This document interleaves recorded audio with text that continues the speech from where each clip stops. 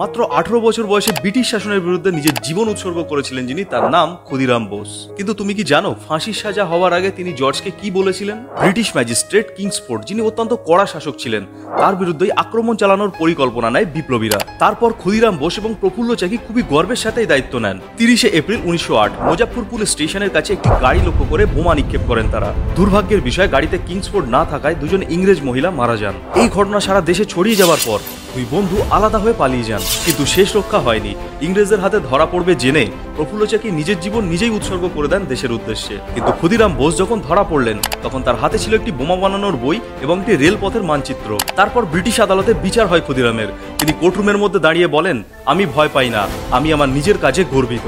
11 August 1908 মাত্র 18 বছর বয়সে ফাঁসির দড়িতে শহীদ হন ক্ষুদিরাম বোস। তার হাসি মুখে মৃত্যুর আলিঙ্গন আজও প্রেরণার প্রতীক। আজও ক্ষুদিরাম বোসের সাহস, আত্মত্যাগ এবং দেশপ্রেম আমাদেরকে মনে করিয়ে দেয় যে স্বাধীনতা সহজে আসেনি। সম্মান জানাই সেই সাহসী শহীদদের। আরো অনেক কিছু জানার জন্য সাবস্ক্রাইব করো।